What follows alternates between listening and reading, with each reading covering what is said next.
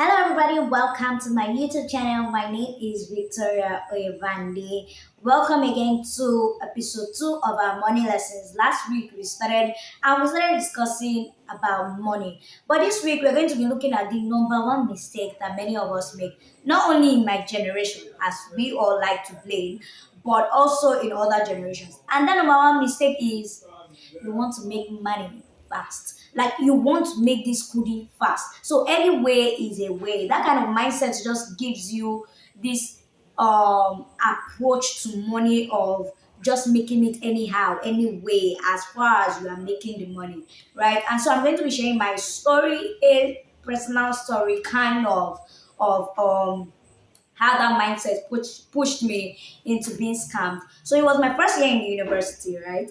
And obviously, I was still naive about money. Last episode, I already told you about my basic knowledge, the basic knowledge I had about money prior to now, right? And so in my first year in the university, I was sitting in my room, all this WhatsApp group chat. I was chatting on my phone, just checking WhatsApp status, WhatsApp group messages, and all of that. And so I just came across this message on a particular group chat: 10K to 30K, 20K to 50K, all of those lofty promises, right? And so I was like, oh, I think I want to try this because it really sounded good. It really sounded promising, enticing. And I was already thinking of, let me quickly make this money, grab the opportunity now before it passes me by and all of that. I didn't cross check, I didn't do my homework, I didn't do research. I just saw a broadcast message of 10K to 30K. And then the supposed person sent a proof of a credit alert, somebody that invested 20K and then got 50K in return. And so I was like, opportunity cannot miss me now. So let me try it. And so I tried it, right? And so I left. That was only 10K that I had. That 10K was supposed to be money for my feeding that I was supposed to manage. Do you understand? And so, like, I just invested. That I wouldn't even call that one investment. Anyways, I left the money in the hands of the man, faceless man, because I didn't even know nobody. And so I texted him, I was like, I'm interested in this, blah, blah, blah. He sent the account number, I sent the money. He said I should wait for about 15 to 30 minutes. After 30 minutes, how far? After 1 hour, I chatted him up, there was no response. I kept chatting, there was no response. Then I tried calling.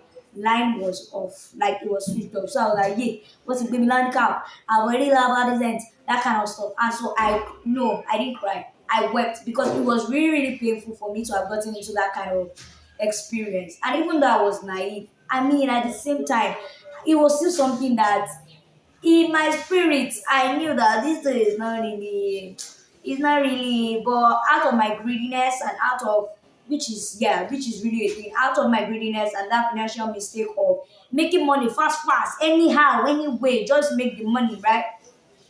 It led me to being scammed. And you would think I learned my lesson in first year, second year in 200 level.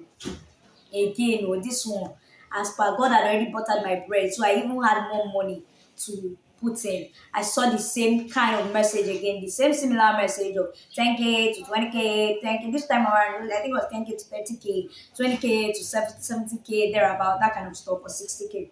And so I was like, oh, let me put in 30K. That way I'll be able to buy. I thought I was able to buy, I was going to be able to buy all of my problems, like all the things that I thought that I needed at that point. Which, to be honest, now that I'm thinking about it, could make sense. Anyways, I even borrowed 2K.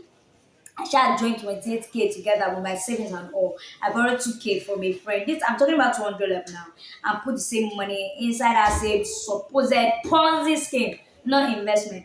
And so pardon my sweat. Anyways, and so it led to the same. I was pained. The fact that what pained me in this one was the fact that it happened to me times two. So it was like, so you were a dodomu for 2 times. Like Victoria Ibane, dodomu for 2 times. And so I was really pained. I was so pained that it led me to write an article.